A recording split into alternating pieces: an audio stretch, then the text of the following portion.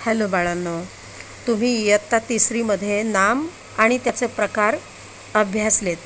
ही slide जर बघितली तर तुम्हाला लगेच लक्षात येईल आणि तुम्हाला हेही लक्षात यायला हवं आहे की तुम्ही मराठी बघता बघता इंग्रजीसुद्धा व्याकरण पक्कं करताय. पण आता आपण या व्हिडिओमध्ये इंग्रजी, मराठी त्याबरोबर हिंदीसुद्धा व्याकरण बघणार आहोत. कायमचं लक्षात ठेवायचं आहे. हा व्हिडिओच्या ज्या स्लाईड आता तुम्हाला दाखवल्या त्या जर पुन्हा बघायच्या असतील तर मी डिस्क्रिप्शन बॉक्समध्ये त्याची लिंक देईल आणि मग तो व्हिडिओ तुम्हाला पुन्हा बघता येईल. तुम्ही मराठी, हिंदी किंवा इंग्रजी अभ्यासा. तीनही भाषांमध्ये शब्दांच्या जाती, पार्ट ऑफ स्पीच, शब्दभेद यांचे प्रकार 8च असतात. मग तुम्ही हे 8 प्रकार एकदम पाठच करून टाकायचे. ते तुम्हाला कॉलेजमध्ये जाईपर्यंत उपयोगाला येणार. शब्दांच्या जाती 8. आधी आपण मराठी बोलूया. नाम, सर्वनाम, विशेषण, क्रियापद, क्रियाविशेषण, शब्दयोगी, उभयान्वयी, केवल प्रयोगी. याच्यामध्ये क्रियाविशेषण अव्यय, शब्दयोगी अव्यय, उभयान्वयी अव्यय आणि केवल प्रयोगी अव्यय असे अविकारी या शब्दांच्या जाती आहेत. हे लक्षात ठेवायचं आहे. अविकारी म्हणजे ज्याच्यावर विकार होत नाही. आता विकार म्हटलं म्हणजे रोग असतात, हो की नाही? पण इथे विकार हा अर्थ अशाने घ्यायचा आहे की त्याच्यामध्ये बदल होत नाहीत. म्हणजे काय तर कर्त्याचं लिंग बदललं किंवा वचन बदललं, काहीही बदललं तर या शब्दांमध्ये काही फरक पडत नाही. मग का बरं फरक पडत नाही ते तुम्हाला पुढे लक्षात येईल. आता आपण इंग्रजी शब्द वाचायचे म्हणजे पार्ट ऑफ स्पीच म्हणजे शब्दांच्या जाती पण इंग्लिशमधून. मग तर नामाला काय म्हणायचं तर नाऊन, सर्वनाम ते प्रोनाऊन, विशेषण म्हणजे ॲडजेक्टिव्ह, क्रियापद म्हणजे जो ॲक्शन वर्ड म्हणतो ना तर तो ॲक्शन वर्ड म्हणजे वर्ब. आणि ॲक्शन कशी केली, जोरात केली, फास्टली केली की स्लोली केली तर क्रियेबद्दल म्हणजे ॲक्शनबद्दल जो जास्त माहिती देतो तो ॲडवर्ब. नंतर आहे प्रेपोजिशन, इन, ऑन, अबाव. तर हे जे सगळे शब्द आहेत म्हणजे where is the chair, where is the ball, हे जे तुम्हाला एक व्हिडिओ केला होता ना तर त्याच्यामध्ये जे होते शब्द ते सगळे शब्दयोगी म्हणजे प्रेपोजिशन्स. नंतर आहे कंजंक्शन म्हणजे तुम्हाला 2 वाक्य इथे जोडले जाणारे जे शब्द असतात त्याला उभयान्वयी अव्यय असं म्हणतात. उभय हा शब्द संस्कृत आहे आणि उभय म्हणजे दोघे.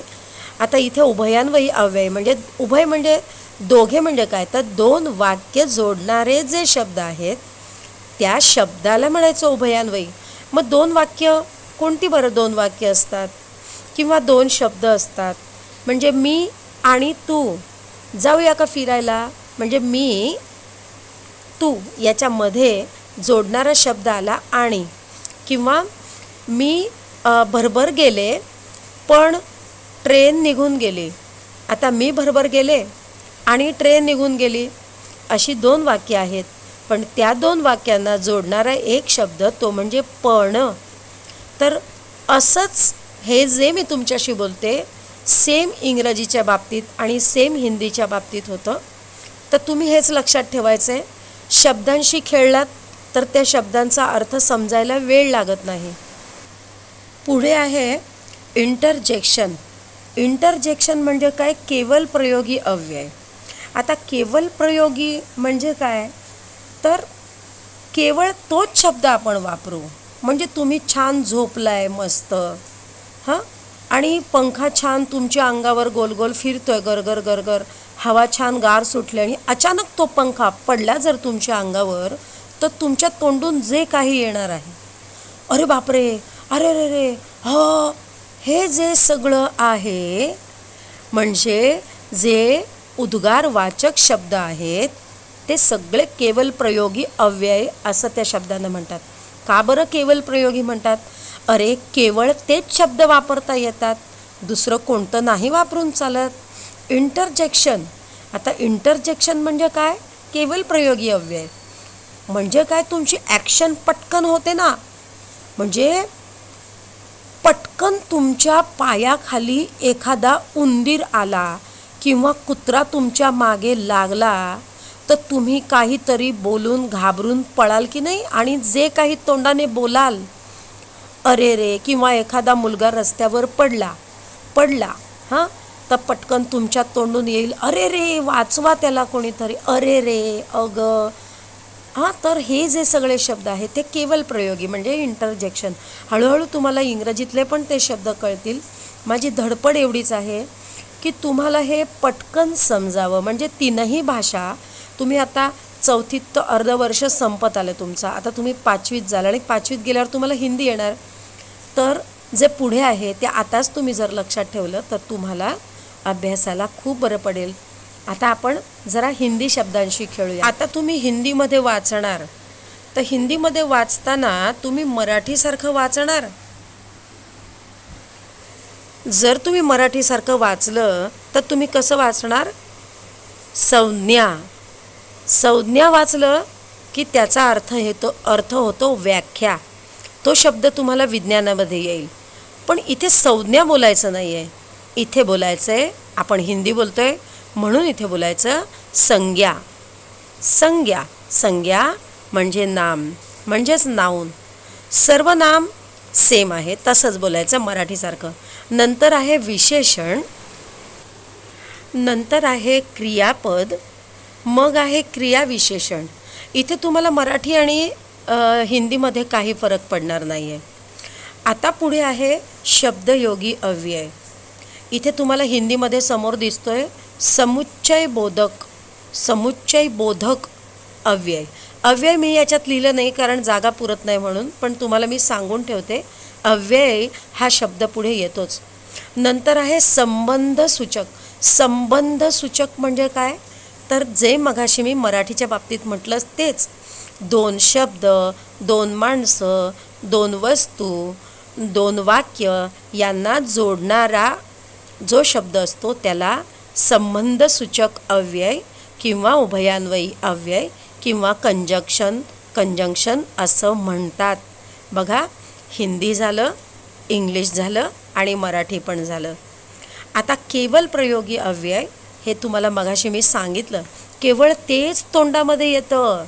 म्हणजे समजा तुमचा पाय एखाद्या झोपलेल्या कुत्र्याच्या अंगावर पडला तर ते झोपलेलं कुत्रं जे काही ओरडत उठेल आणि पळत सुटेल, तर ते जे काही बोलेल त्याच्या तोंडून जे काही शब्द येतील किंवा तुम्ही घाबरून जे काही शब्द बोलाल तो अव्यय आहे केवल प्रयोगी अव्यय.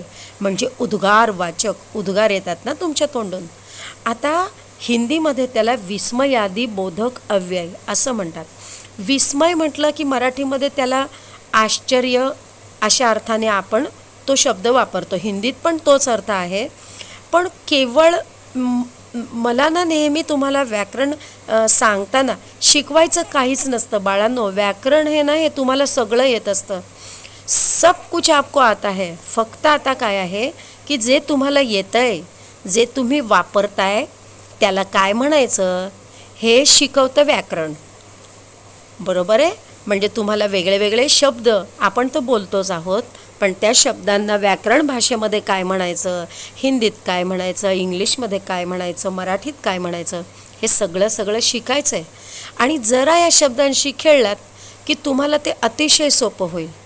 विस्मयादी बोधक म्हणजे ज्यावेळी आपल्याला आश्चर्य वाटतं, काहीतरी फिलिंग अचानक होते, अचानक ॲक्शन जी आपण करतो आणि ती ॲक्शन करताना जे शब्द तोंडून बाहेर पडतात, अरे रे, अरे बापरे, अरे चा, हां, वगैरे वगैरे, तर हे सगळे शब्द आहेत ते विस्मयादी बोधक अव्यय आहेत. आता आपण परत मराठीकडे जाऊ. का मी सांगते, कारण तुम्ही 5वीमध्ये स्कॉलरशिपला जाणार तेव्हा हे सगळं तुम्हाला येणार आहे. आता नाम म्हणजे काय, तर कोणाचंही नाव. बघा, कोणती वस्तू अशी नाही की जिला नाव नाही आहे. सगळ्या वस्तूंना नावं असतात. वारा दिसत नाही आपल्या डोळ्यांना, पण तरी आपण त्याला म्हणतो की नाही, वारा, हवा ही त्याची नावं आहेत. सर्वनाम, बघा मी कसं बोलते, सर्वनाम म्हणजे सगळ्या नामांना जो शब्द वापरला आता जाईल मराठी तो आणि सर्वनाम. इंग्रजी ही दोनही सर्वनामं स्क्रीनवर दिसतील. थोडा व्हिडिओ थांबवायचा आणि ते एकदा वाचून एकदा का घ्यायचं. तुम्हाला नाऊन म्हणजे नाम समजलं की सर्वनाम हे सुद्धा कळेल. आणि नाऊन आणि प्रोनाऊन. प्रोनाऊन म्हणजे सर्वनामं. तुम्हाला वरच्या स्क्रीनमध्ये पहिल्यांदा लिहिली आहेत ती सगळी प्रोनाऊन्स आहेत आणि खाली मराठीतली सर्वनामं. दोघांचा अर्थ एकच. आता पुढची शब्दांची जाती आहे ती विशेषण. विशेषण म्हणजे बघा, तुम्ही कधीतरी घरी आई काहीतरी स्वयंपाक करत असेल किंवा कधीतरी बोलताना ऐकलं असेल, आज काय विशेष, म्हणजे आज काहीतरी स्पेशल आहे ना. स्पेशल म्हणजे विशेष. आणि विशेषण, विशेष नाम नाही हां, मी म्हणते विशेषण. मग विशेषण म्हणजे काय, तर नामाबद्दल जो शब्द विशेष माहिती सांगतो त्या शब्दाला विशेषण म्हणायचं. म्हणजेच समजा असं मी म्हटलं की मी पेरू विकत आणले, पेरू खूप गोड लागले. म्हणजे कोणत्या शब्दाने मला पेरूबद्दल माहिती सांगितली आहे, तर गोड.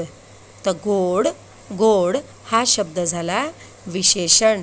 म्हणजे पेरूची माहिती गोड या शब्दाने सांगितली. माझी शाळा खूप सुंदर आहे, शाळेची माहिती सुंदर या शब्दाने सांगितली. विशेषण यालाच इंग्रजीमध्ये ॲडजेक्टिव्ह असं म्हणतात आणि हिंदीत तर विशेषणच. आता पुढचा शब्द आहे क्रियापद. क्रिया म्हणजे ॲक्शन. आता तुला इंग्लिशमधून नाही कळणार, पण हे लक्षात ठेवायचं आहे. वर्ब म्हणजे क्रियापद आणि ॲडवर्ब म्हणजे वर्बला ॲड करणारा तो शब्द. म्हणजे क्रिया जी चालू आहे किंवा जी क्रिया आहे त्या क्रियेबद्दल ॲडिशनल माहिती पुरवणारा जो शब्द असतो, जास्त माहिती पुरवणारा जो शब्द असतो, त्याला ॲडवर्ब म्हणायचं. ॲडवर्ब म्हणजे क्रियाविशेषण. म्हणजे मगाशी मी म्हटलं की विशेषण म्हणजे ते नामाबद्दल विशेष माहिती सांगणारा शब्द. म्हणजे साखर गोड लागली, साखर हे नाम झालं आणि गोड लागली, गोड हे विशेषण. आता क्रियापद म्हणजे मुले भरभर चालत होती. आता मुले चालत होती, ॲक्शन वर्ड आला. ॲक्शन वर्ड म्हणजे वर्ब आला. वर्ब म्हणजे क्रियापद. मग क्रियापद काय, तर मुले चालत होती. चालण्याची माहिती कोणी दिली आणि कोणत्या शब्दाने दिली, तर भरभर. म्हणजे वर्ब चालत होती, पण त्या चालण्याची माहिती, ॲडिशनल माहिती, जास्त माहिती भरभर या शब्दाने दिली. म्हणजेच क्रियापदाबद्दल जो शब्द विशेष माहिती सांगतो, जास्त माहिती सांगतो, त्या शब्दाला म्हणायचं क्रियाविशेषण. आता पुढचा आहे शब्दयोगी अव्यय. शब्दाच्या जोडीने येणारा अव्यय. म्हणजे मुले मैदानावर खेळत होती, आम्ही शाळेत गेलो, मांजर खुर्चीवर चढली, खुर्चीच्या वर, मैदानात म्हणजे मैदानात, मैदानाच्या वर म्हणजे वर, आत, in, out, above, near, in front of. हे जे शब्द आहेत ते प्रेपोजिशन आहेत. म्हणजेच इंग्लिशमधले प्रेपोजिशन, मराठीतले शब्दयोगी अव्यय आणि हिंदीतले समुच्चय बोधक अव्यय. उभयान्वयी अव्यय म्हणजे आणि, पण, परंतु आणि इंग्रजीमध्ये अँड, बट असे शब्द, त्याला म्हणायचं उभयान्वयी अव्यय. उभय म्हणजे दोन वाक्यांना, दोन शब्दांना जोडणारा शब्द, तो म्हणजे उभयान्वयी अव्यय. म्हणजेच कंजंक्शन म्हणजेच उभयान्वयी आणि संबंधसूचक हे हिंदीमध्ये म्हणजे दोन वाक्यांचा संबंध घडवून आणतो जो शब्द और येतो ना हिंदीमध्ये, तो आहे उभयान्वयीच अव्यय म्हणजे कंजंक्शन. आणि केवल प्रयोगी म्हणजे पटकन ॲक्शन झाल्यानंतर जो वर्ड तोंडातून बाहेर येतो, जो शब्द बाहेर येतो, तो केवल प्रयोगी अव्यय. तुम्हाला ही जी समोरची स्क्रीन दिसते, हे सगळे शब्द तुम्ही घरामध्ये भिंतीवर लिहून ठेवायचे. झोपेत जरी तुमच्या अंगावर कोणी पाणी टाकलं तरी तुम्हाला सांगता आलं पाहिजे की शब्दांच्या जाती 8 आहेत, पार्ट ऑफ स्पीच 8 आहेत, इंग्रजी पण 8, हिंदी पण 8 आणि मराठी पण 8. आणि ते मला पाठ आहेत. 8 आहेत आणि मला पाठ आहेत. आणि मला पाठ होण्यासाठी मी ते भिंतीवर लिहिले आहेत. हे सगळं तुम्ही घरी करायचं आहे आणि हा व्हिडिओ बघायचा आहे. बघितल्यानंतर पाठांतर करायचे. हे शब्द तर पाठच झाले पाहिजेत. सारखे सारखे बोलाल ना मजेने तर तुम्हाला त्याचे अर्थसुद्धा आपोआप कळतील. शब्दांच्या जाती 8 आणि त्या मला पाठ. माझी पडली आता व्याकरणाशी गाठ. मार्क्स मला मिळतील 60 पैकी 60. ही झाली कविता. पण आता खरी गंमत या वाक्यांना बघितल्यावर लक्षात येईल. म्हणजे भारत हमको जान से प्यारा. पुढे तर काहीच लिहिलं नाही आहे. विनायक रस्त्याने जात.